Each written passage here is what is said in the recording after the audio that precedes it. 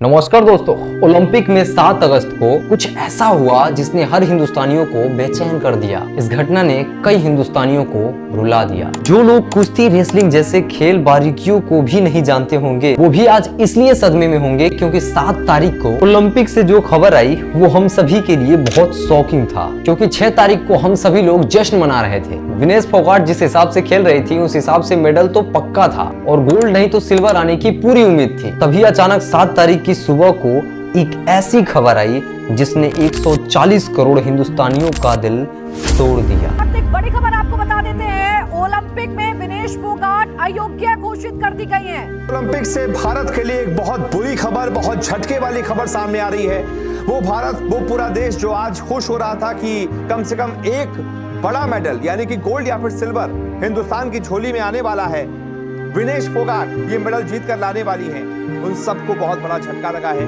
खबर सामने आ रही है कि विनेश फोगाट ओलंपिक से डिस्क्वालीफाई हो गई है। जी आइए समझते हैं आज के इस वीडियो में कि एग्जैक्टली 7 तारीख को विनेश फोगाट के साथ ऐसा क्या हुआ जो वो बिना मैच खेले ही डिस्क्वालीफाई हो। विनेश फोगाट को मैच होने से 12 घंटे पहले ही 100 ग्राम एक्स्ट्रा वेट होने की वजह से डिस्क्वालीफाई कर दिया गया। अगर मैच होता, विनेश फोगाट हार जाती तो भी कोई दिक्कत नहीं थी, लेकिन बिना मैच खेले विनेश फोगाट का डिस्क्वालीफाई हो जाना ये बहुत दुखद था। विनेश फोगाट 50 केजी के वर्ग में रेसलिंग में फाइनल में पहुंची थी और 7 तारीख की रात 12:30 बजे फाइनल होना था एक अमेरिकी रेसलर के साथ। और उस अमेरिकी रेसलर के साथ विनेश फोगाट का रिकॉर्ड बहुत शानदार रहा है। हेड टू हेड आमने सामने के मुकाबले में वो अमेरिकी रेसलर से ज्यादा बार मुकाबला जीत चुकी हैं, इसलिए पूरी उम्मीद थी कि शाद को गोल्ड आएगा, लेकिन ऐसा नहीं हुआ। विनेश फोगाट ने फाइनल से एक दिन पहले 3 मैच खेले थे। उन्होंने पहले क्वालिफायर मैच खेला जिसमें उन्होंने जीत हासिल की और फिर उसके 1 घंटे 20 मिनट बाद उन्होंने क्वार्टर फाइनल खेला और फिर उसके करीब 6 घंटे बाद उन्होंने सेमीफाइनल खेला।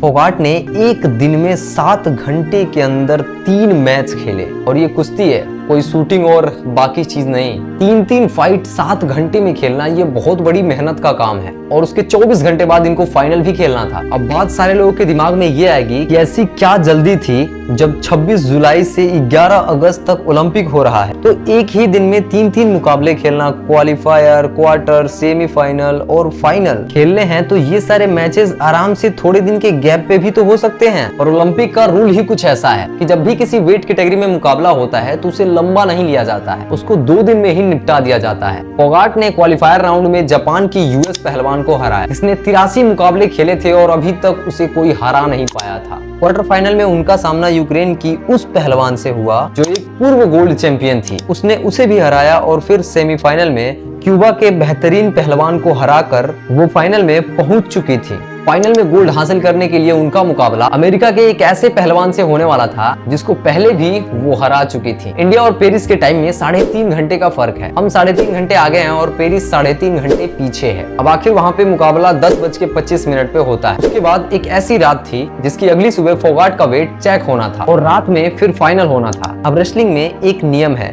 कि अगर 2 दिन का किसी भी एक वेट कैटेगरी में मुकाबला होता है और लगातार 2 दिन होता है तो हर रेसलर को यह जरूरी है कि दोनों दिन सुबह 8 बजे उनका वेट किया जाए और वेट ना कराने वाले कैंडिडेट को डिस्क्वालीफायर कर दिया जाता है। IOC international Olympic association team का काम होता है वेट करना और उनकी निगरानी करना। पहले दिन के मैच के वजन के लिए हर एथलीट को 30 मिनट दिए जाते हैं। अगर किसी रेसलर का 100 या 200 ग्राम वेट बढ़ा होता है तो उसको आधे घंटे का टाइम दिया जाता है अपना वजन कम करने के लिए, लेकिन दूसरे दिन सुबह वेट के लिए 15 मिनट दिए जाते हैं। उसी में रेसलर को अपना वजन मेंटेन करना होता है। विनेश फोगाट इस बार 50 केजी से मैच खेल रही थी। इसका मतलब ये है कि विनेश फोगाट का वजन 50 किलो होना चाहिए और उनके सामने जो उनका कंपटीटर है उसका भी वेट 50 केजी ही होना चाहिए। तो 6 तारीख को जब विनेश फोगाट का पहली बार वेट किया गया तो उनका वेट 49 किलो 900 ग्राम था, जो कि 50 किलो के अंडर ही था और वो क्वालिफाई कर गई। और उसके बाद उन्होंने 3 मैच खेले। उसके बाद रात को फोगाट अपने ओलंपिक विलेज में पहुंचती हैं।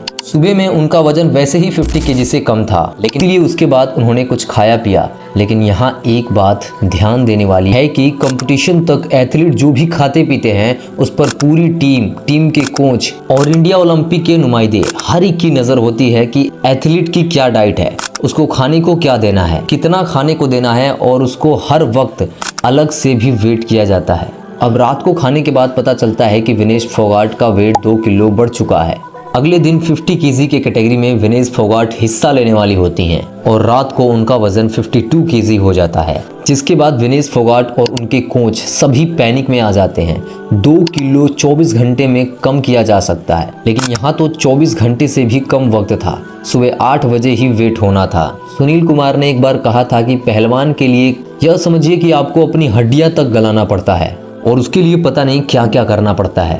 उनको अपना ब्लड तक निकालना पड़ता है। अगर कहीं और से वेट कम नहीं होता है तो उन्हें खाना पीना तक छोड़ना पड़ता है, जबकि इधर उन्हें कुश्ती भी लड़नी होती है। अब रात को इतने पैनिक वाले माहौल में फोगाट ये डिसाइड करती हैं कि कैसे भी उन्हें सुबह होने से पहले 2 किलो वजन कम करना है। इसके बाद वो लगातार एक्सरसाइज करना शुरू कर देती हैं। अब यहाँ पे एक बात ध्यान देने वाली होती है कि एक मेल अपना वेट जल्दी कम कर देता है, जबकि एक फीमेल को अपना वेट कम करने में बहुत ज़्यादा समय लगता है। इसके पीछे एक साइंटिफिक रीज़न दिया जाता है कि लड़कों को पसीना ज़्यादा आता है और लड़कियों को पसीना कम आता है, इसीलिए लड़के अपना वेट जल्दी से लूज कर लेते हैं। और पूरी रात फोगाट साइकिलिंग से लेकर स्किपिंग तक करती रही, बिना पानी पिए, बिना सोए, पूरी रात गर्म जैकेट पहन के एक्सरसाइज करती रही ताकि उन्हें जल्दी पसीना आए। कुछ देर पर उनका वेट भी चेक होते रहा। पहले से ही उनकी बॉडी वीक थी, वो सिर्फ 1 या 2 रोटी खा रही थी।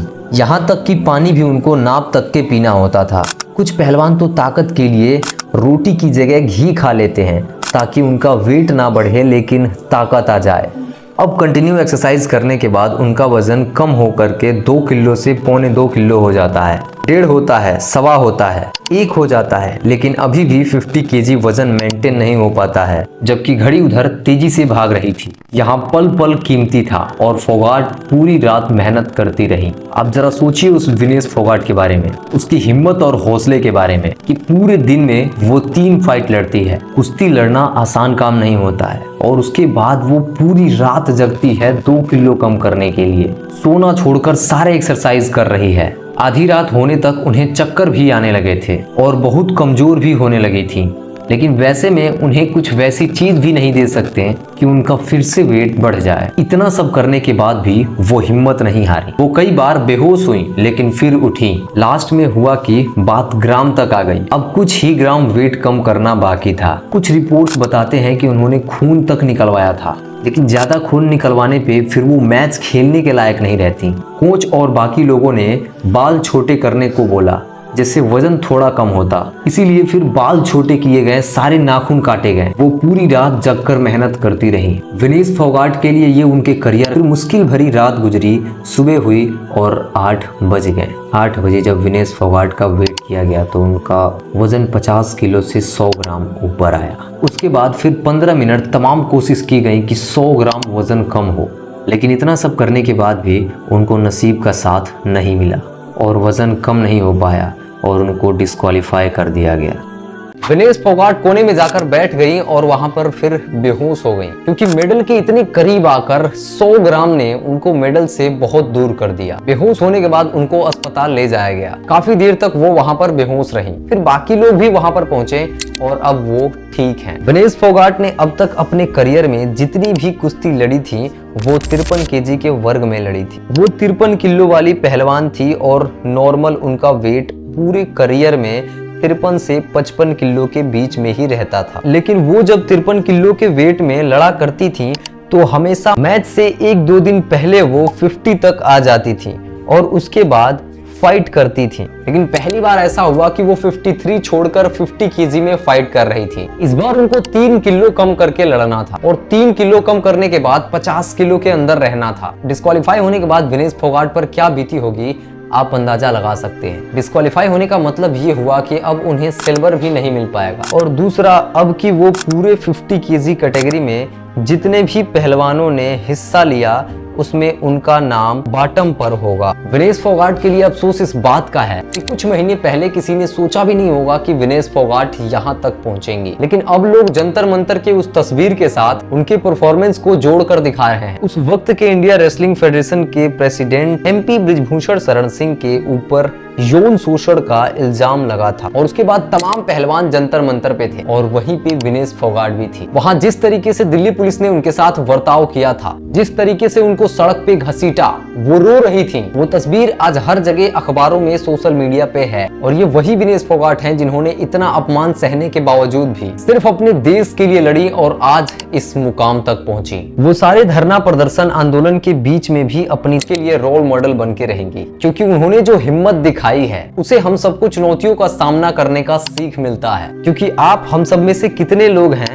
जो इतने ह्यूमिलिएट होने के बाद, रोड पे घसीटे जाने के बाद, पुलिस के डंडे खाने के बाद भी देश के लिए इतना कुछ करेंगी। उस समय पूरा रेसलिंग फेडरेशन उनके खिलाफ था। सारी साजिश थी कि ये ओलंपिक ना जा पाए, फिर भी वो हर चुनौतियों का सामना करती रही। बहुत सारे लोग ये भी कह रहे हैं कि इसके पीछे कुछ गंभीर साजिश हो सकती है, क्योंकि उनकी डाइट का पूरा ध्यान उनकी मेडिकल स्टाफ, एक्सपोर्ट डाइटिशियन को ही रखना होता है। उनको सरकार इसीलिए पैसा देती है। उनका काम ही यही होता है कि वो खिलाड़ी की पूरी निगरानी करे, हर चीज पर अपनी नजर बनाए रखे। फिर इतनी बड़ी लापरवाही उनके डाइट को लेकर कैसे हो सकती है? लोग इसके ऊपर प्रॉपर इंक्वायरी और जांच बैठाने की मांग कर रहे हैं। इन सबके बीच ये न्यूज़ 18 की गोदी एंकर विनेश के बारे में कितना घटिया बोल रही है, जरा वो सुनिए। एग्जाम देने जा रही हूँ, अब मैं किसी को कहती रहूँ भाई मैं फेल हो गई, लेकिन एक रात पहले मैं पूरी रात बैठकर पढ़ती रही, मैं 1 मिनट भी नहीं सोई, मेरे घर में लाइट भी चली गई थी। अब ये सारी चीजें तो फिर दलील हो जाएंगी। वो चैनल है जिसके मालिक की बीवी Nita Ambani international Olympic committee के मेंबर हैं। ऐसे लोगों पर देशद्रोही का केस होना चाहिए, जो कि अपने पापा की चमचागिरी करने में इतनी मशहूर हैं कि उन्हें सही गलत नजर ही नहीं आ रहा है। खैर, विनेश ने अब ट्वीट करके बताया कि मां,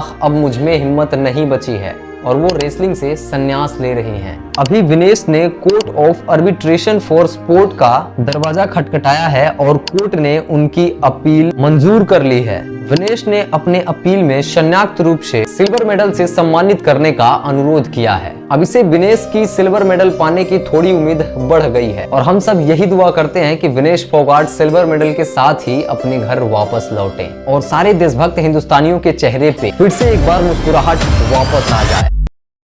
अगर वीडियो अच्छी लगी हो तो वीडियो को लाइक करके चैनल को सब्सक्राइब कर दें। मिलते हैं नेक्स्ट वीडियो में, तब तक के लिए धन्यवाद।